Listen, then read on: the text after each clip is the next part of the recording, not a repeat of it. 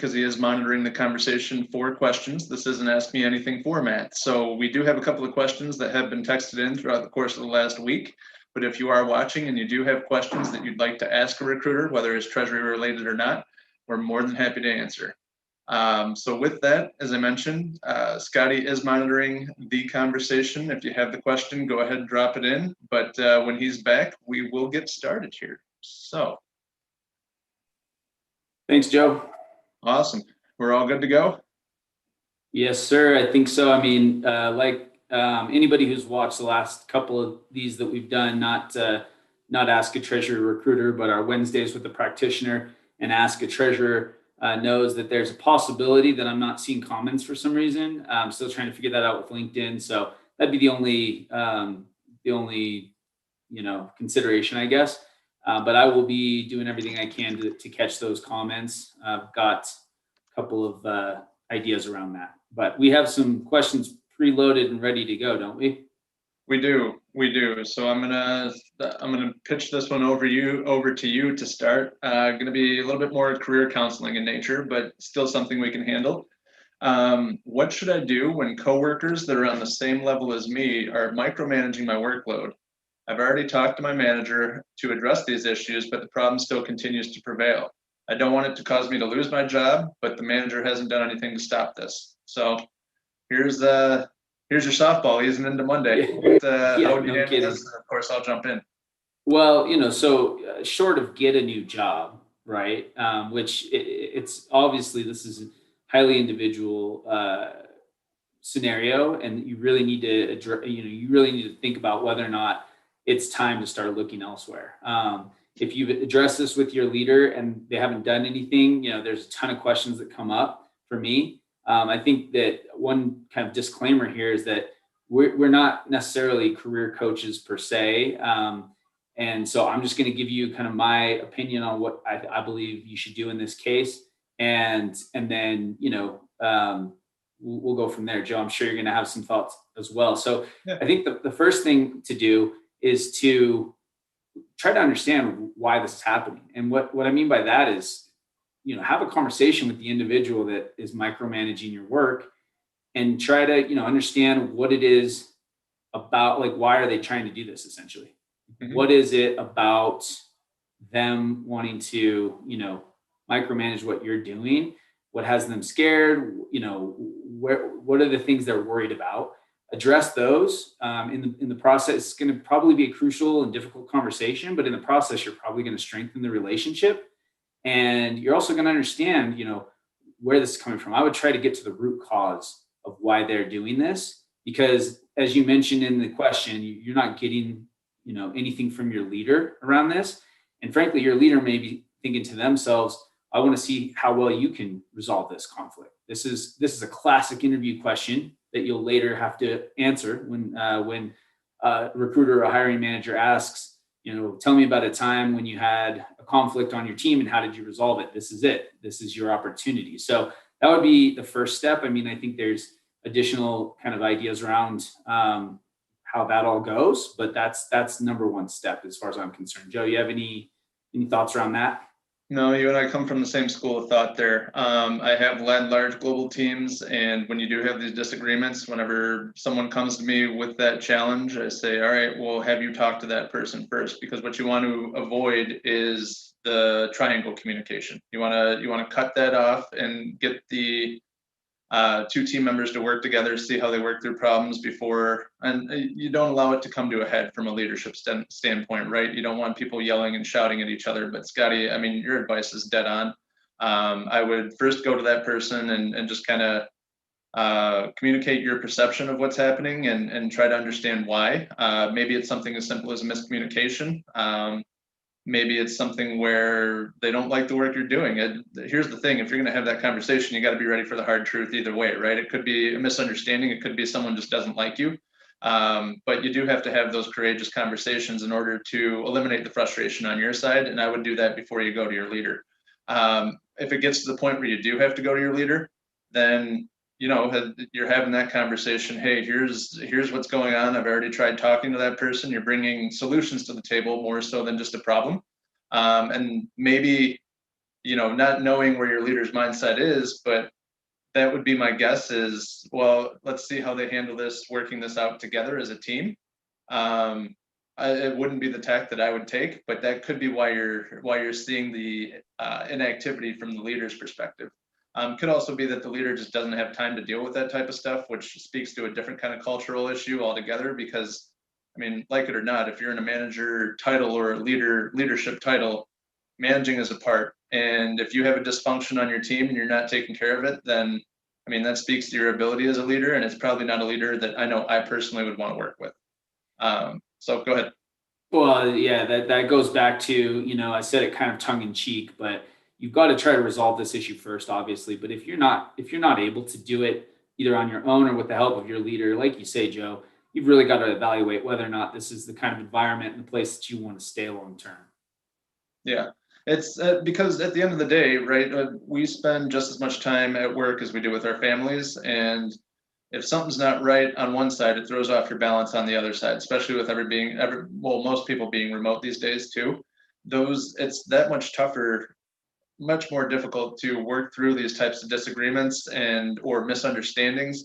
So you really have to you have to tread carefully when you go to have those conversations, understand that it may blow up in your face, but at the same time, if you've already taken these steps and you're not getting what you need from your leader, you need to have that courageous conversation with your leader too. Say, hey, Bill, John, Mary, whomever, I brought this up to you and it's starting to impact my work. So how can we work through this together? And I mean, maybe it's something as the leader sits down with the two of you and tries to figure that out. I've had to do that in the past too, where it's like, look, we're gonna not lock the doors, but we're closing this door and we're gonna figure this out together. That's what good leaders have to do. And because ultimately your performance, if it's being impacted by something your coworker's doing, it's going to reflect poorly on that leader too. So that leader has to have a vested interest, or like I said, the writing's already on the wall for you. And I know you don't want it to cost you your job, but it might be the kick in the butt you need to start looking for a new one. Indeed. So anything else you want to add to that? No, I don't think so. I mean, hopefully that's helpful. Again, it's a pretty individualized situation. So per usual, just invite whomever it was that texted that question in to reach out to either Joe or I directly, and we can have some additional conversation. But again, keep in mind that our expertise is really on helping you through the interview process and getting a new job. We've got opinions for days on many things. We're happy to share, but take it with a grain of salt, I guess. Well, and the reason why I was willing to take this question on is because I have operated in a leadership capacity. I've done leadership coaching, executive coaching, all that type of stuff too. So it's, I figured I'd throw it over to you, and then I'd be there to save you if anything went pear-shaped, but you handled it very well. So Well, I was going to say, I'm glad we're on the same page that way. Yeah, we're good. Even if we disagreed, it would, hey, it's conversation at the end of the day, right? Indeed. So do we have anything else from the audience? Just some comments. So, good morning and welcome to you guys that have said hello. Appreciate that. Any questions you have, like we've always said, this is an Ask Me Anything. As you just saw, we'll take any question, even if it's not necessarily job search related, if it's career related, if it's treasury related, if it's too technical, we'll be a little bit lost there, I'm sure. But feel free to drop any questions you have into the comments. Otherwise, not yet, Joe. Okay, cool. Then we're going to bounce into another one that was texted in. Scotty, I'm going to lead off with you because I get to read it. So what do you say when your employer wants you to move to an area where you're in a higher risk of getting COVID-19? The feeling is they would rather save money than basically take employee health into consideration. So how would you handle that? Yeah, so we're wading into some sadly politicized waters here. But I think at the end of the day, the way to look at this, as far as I'm concerned, is everybody has a risk tolerance, right? We all have a risk tolerance. You could argue that getting in your vehicle every day when we used to commute to work puts you at risk on the way to the job. And we're generally talking about, a job that doesn't have a ton of risk on the job, but obviously there are people out there who operate heavy machinery, fight fires, work on oil rigs, you name it, right? There's a ton of risk inherent in the workplace. And so first thing you have to do is assess the level of risk you're willing to take and determine if what you're getting in return is commensurate with the risk you're willing to take, right? That's number one. And I just say that as a general, I guess, guideline for everybody, right? That being said, now it sounds like, implied in this question is the individual who asked it likely feels there is probably more risk than they're willing to take. And that, they feel like their employer's being a little reckless in asking them to take that risk. So, there's a similar theme with the last question that we had, which is you've really got to have an open dialogue, right? You've really got to, number one, you've got to understand where, the company, the leadership, whomever it is that's asking you to do this, understand where they're coming from and make sure they understand where you're coming from. And ideally they're going to ask you and they're going to want you to be comfortable. And if they're not, again, you've really got to make a determination on whether or not you're willing to take this risk. Because there are other employers out there who will deem that to be too much risk and they won't want to put you in it, and they'll be willing to have you be comfortable, not ask you to do something that you feel like is going to put you in danger. So I guess all that being said, it's really about open dialogue, open conversation, but the first thing you have to do is determine, what level of, because we all take risks, every day in life. Now, some of us take more than others, right? But so anyway, I feel like rambled on a little bit here, Joe. What do you have to say about it? No, we're aligned on that again. Everybody does what my risk tolerance isn't the same as yours. We talk about that all the time. And it's the same. It's a similar line to compensation, right? What works for me from a compensation standpoint might not work for you, might not work from Adam and Eve and everybody else who's out there. So, it's one of those situations where it is completely individualized. I do completely agree with the fact that whoever's delivering that message to you, that you are going to have to move to a quote unquote higher risk area. I would ask them, what the logic is and what the timeline is. Try to get a full understanding of the problem that you're facing, because, we're talking about COVID here, but with vaccinations and everything else, maybe that lessens, or maybe this is dependent on vaccination timelines or whatever else. So try to get a full understanding of the problem. Ask the question why. Express your concerns. If it's your direct leader who delivered this message and they don't have the answers, then try going to your HR team. This is why HR is in place, is to part of their value is to address employee concerns like this, because they should value your opinion. If you're thinking it, probably someone else has a similar thought if it hasn't already been voiced. And if you get enough voices communicating the same message, then sometimes these things can be overturned. If it is a situation where they're going to force you to move to an area and it's outside of your risk tolerance, then kind of following the same logic as the last one, the writing's already on the wall for you. So if you're not already looking for a job and this is going to be the thing that pushes you, like, everyone has a limit to the point where you just throw your hands up and say, you know what, enough is enough. This is a job. I know it might be tough to find another one, but you can only flex so far, I guess, and everyone's going to have a different limit as to how far they'll flex for an opportunity.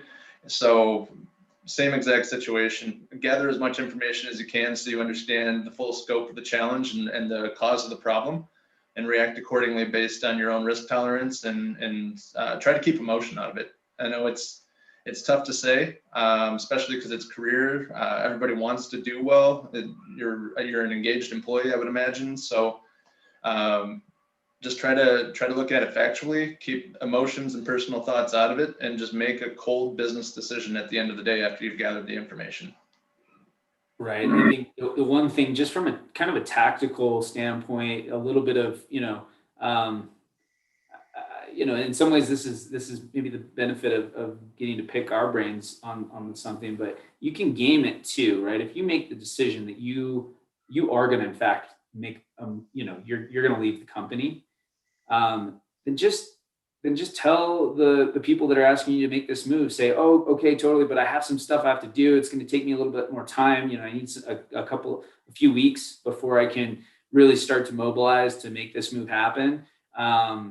And buy yourself some time to find a new job. I mean, they're likely not going to be wise to that if they're tone deaf enough to the fact that this is even an issue for you in the first place. Buy yourself some time by saying, yeah, I can make this move. It's just going to take me a little bit. I probably need like 6 weeks realistically to get all my stuff in order, to make it happen. And then you have, 6 weeks to find a new job. So, we at the end of the day, we really do advise it's always easier. This is a cliche, but it's true. It's a cliche for a reason. It's always easier to get a job when you have one. If you ultimately feel like your health and your safety is at risk, then yeah, no job is worth your life, obviously. So you want to quit without another job in place, but try to buy yourself some time in the near term. And understand your options too. That's a part of the fact finding process, right? Because there's a chance that they are relocating you for this job, or they're asking you to relocate to a higher risk area. If you're not willing to accept it, there should be some sort of buyout or something, some sort of severance package on the other end. If there isn't, then I would address that with your HR team. And I mean, if at worst, absolute last case scenario, if things aren't heading the way that you want, sorry, the puppy's barking at the door, but if things aren't heading the way that you want, talk to an employment law attorney and just seek counsel, see what your options are that way. If you can't get it from a corporate standpoint, that way it'll give you a little bit better direction, and you'll have as much of a full picture in front of you as you possibly can before you have to make a tough decision. You want to rescue the dog there, Joe? Yeah, I'm going to open the door. Okay, sure. So I'm going to just real quick check the comments again. Looks like maybe I have a new comment. So give me a second here to see if we've got a question. All right, it looks like we do. Joe, I'm going to pitch this one over to you because it's a fair amount that I'll be reading here. So the question is, it's around remote work. So Daryl, thanks for the question. I have to tell you, we've fielded this one before, but that's all right. We'll field it again. So the question essentially, let me just read it. In the present climate, some companies are less accommodating than others. With remote work, are we in a delicate climate where as an employee, we have the quote unquote right or position to strongly request remote for personal, family, health reasons? Or do we comply with company requests? It's a delicate one I've seen a lot of colleagues and friends deal with. Well, again, it's there's no harm in asking the question. I mean, if it's me, I'm saying, look, here's my situation. Can you work with me? Where can you flex? Here's where I can flex. If it comes down to it, it may not be the right position or the right company for you anymore. That's the thing, that's why people move jobs, right? Is things can change both in your priorities and in the company's priorities. That's one of the main reasons that you see it. This can be one of them. I mean, we're in very strange times. You do have a lot of companies that are adopting the remote model and are perfectly fine with remote work or will flex for you. I've seen it. I've done it for employees in the past. I've seen it happen in the past. You don't know until you ask that question. You start communicating and you provide that color around your situation. In terms of, you can't really make a blanket statement because it goes manager to manager, company by company, honestly. So just because a company aligned with your values up to this point, if that company doesn't align with you moving forward, then they're not the right company for you. And I know the thing that I want to caution is, you and I do this for a living, right? Our careers are essentially based off of turnover. We're not saying get reckless, go quit jobs if you don't like something. We all have stuff about our jobs that we don't like, but you have that point, I guess, that's the flow of conversations today, is gather as much information as you can, make the right decision for you, and just don't look back. You can't have regrets, because it's easy to play the what if game. If stuff doesn't pan out the way that you thought, all you're doing is gathering information and trying to find the best particular outcome for you and for the company. There has to be some give and take there, but if it's going to be all take on the company side, then it's not the right company for you anymore. Yeah, and to your point, I think there is the theme around communication. I just want to call out the fact that implied in all of this is, that you're meeting the requirements of the position, right? So if you've got if you've got clear metrics and you know what good looks like, the best thing you can do for yourself, and perhaps this is needless to say, but the best thing you can do for yourself is be an employee that the company does not want to lose. Make yourself, as necessary as possible. And the way to do that is to be successful in the role. So I would say that, to your point, Joe, it's highly individualized based on comfort level, or what's most important to you in a given job. We talk about this stuff on a weekly basis, but the bare minimum I would say is that you've got to be successful in the role to be able to have these conversations. And so it takes, again, it should be pretty clear. There should be some sort of metric around what good looks like, and are you meeting that? But if there's not, that's a whole nother, around a career coaching theme. That's a whole nother conversation. You've got to get clear, on whether or not you're meeting expectations from your leader and your leadership. And if you are, then you have some leverage, and we're all people here. Hopefully you have the kind of relationship with your leader where you can have these difficult at times, but necessary conversations about what's most important to you. And again, going back to the question, if remote work is important, and or if you feel like you're being put at risk that you don't feel comfortable with, and you're meeting all the expectations, then absolutely have that conversation. But again, the theme here today is certainly a transparent, kind of two-way dialogue that people need to feel comfortable having with their leadership. Again, the baseline being that you're successful in the role to begin with.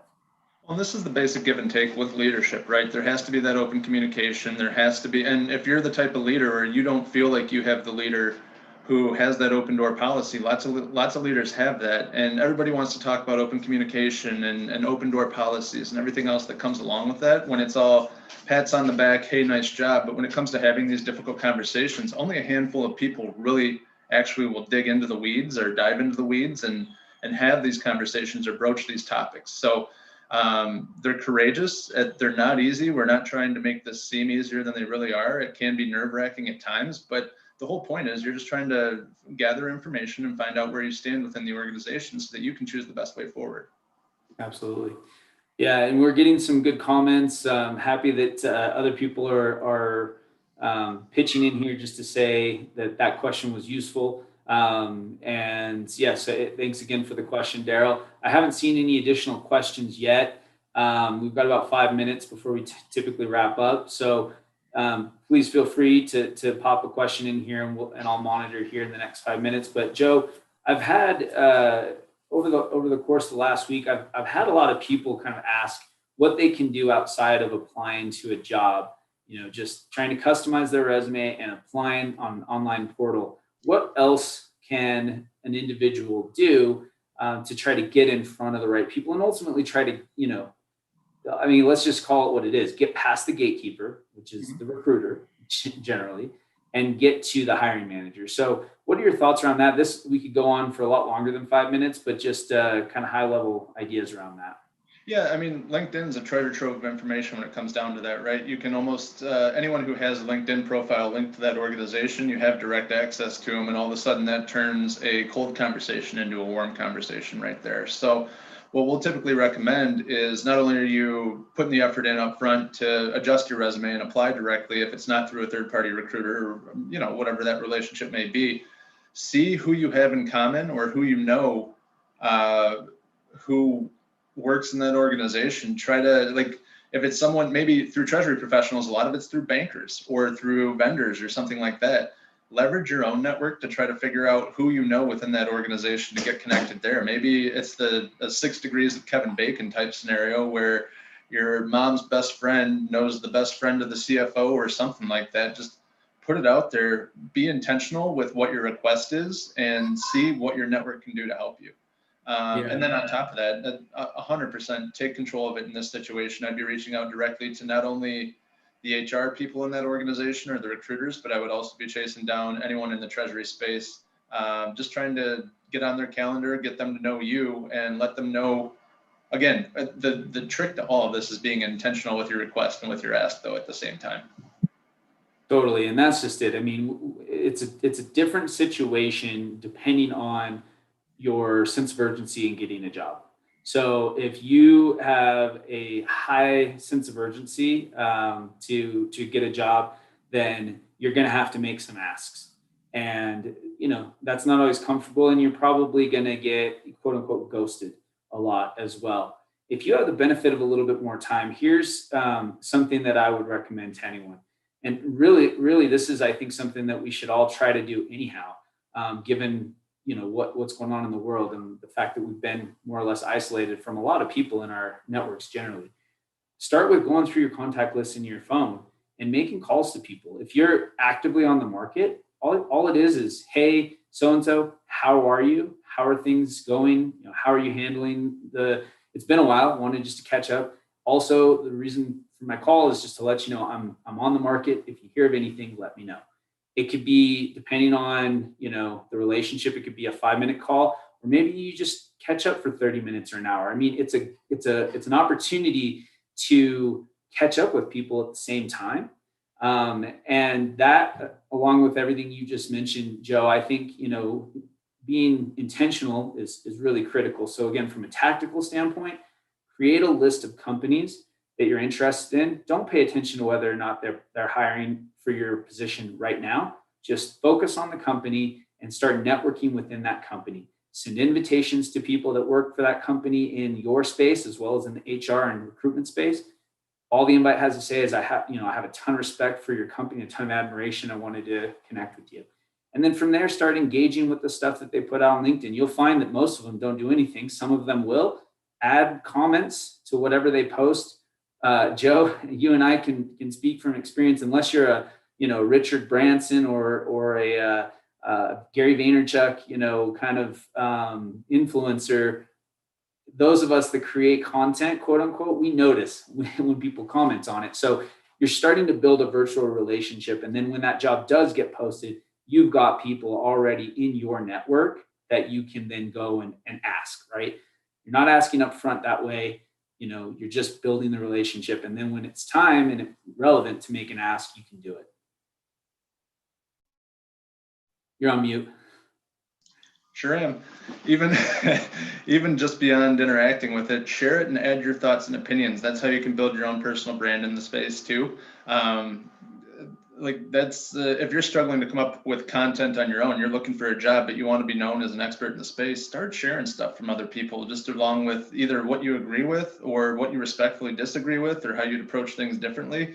People do notice that type of stuff, to your point. And here's the trick with social media: the more that you're interacting with it, that's just increasing page views and everything else.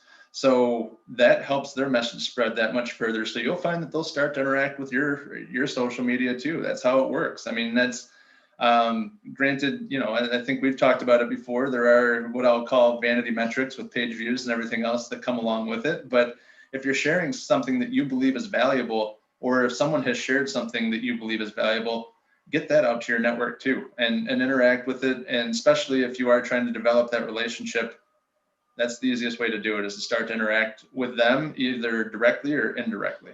Yeah, that's great advice, Joe. To your point, it's like, it'll add value to others in your network if it adds value to you. And I think I'm guilty of this. I'm sure many people are, of, we all know what we know. And sometimes it's easy to map that onto others, right? Like, make the assumption that, they've probably read that book, or they've heard that thing, they know that. I'm not adding anything new because this has already been put out to the universe, but it's absolutely not true. There's plenty that that others don't, and they could benefit from knowing. So just, it's at the end of the day, just to borrow from Gary V, try to lose the self-consciousness and just do it, right? Because we're interacting more and more via these platforms. That's not going to go away. And so we all have to, if it makes you super uncomfortable, I can tell you, being on a live LinkedIn 3 times a week doesn't make me super comfortable, or at least it didn't at first. So, that's going to increase visibility, help you build your virtual network. And again, it's going to benefit you when that job gets posted, or, maybe even without a job being posted, someone will think of you because you've been adding value to them. Yeah, and I don't know what you're worried about. I've got a face for radio, so you're light years ahead of me there. We're good to go. But yeah, the whole thing is just continue to interact, find any way to build a relationship that you can, and then eventually get to the point where you're asking. That's again how it takes you above and beyond. I'd say a good 90% of people in terms of once they express that interest level in the company, they don't take that next step. So that's also gonna help your cause. Absolutely. Let me just pop in one more time here to the comments. We're hitting our deadline, not like we have to get off here at 30 minutes after, but let me just see if there's a question. We've seen a lot of great comments. Thank you everyone for the comments, but let's see if there's another question. Doesn't look like it. So I think that's it, Joe, unless there's anything else that's come in via text or any other avenues at this point. Nothing that I've seen. So if you didn't catch this live, feel free to text us or email us questions. We're happy to address them on next week's episode. We will be back with Ask a Treasury Recruiter next Monday. Take a look at my post this morning to see who we have on our practitioner conversation on Wednesday, and then also our Ask a Treasurer session on Friday. So with that, thank you for all the interaction in the comments. If you need anything, you know where to find us, and have a great rest of your day.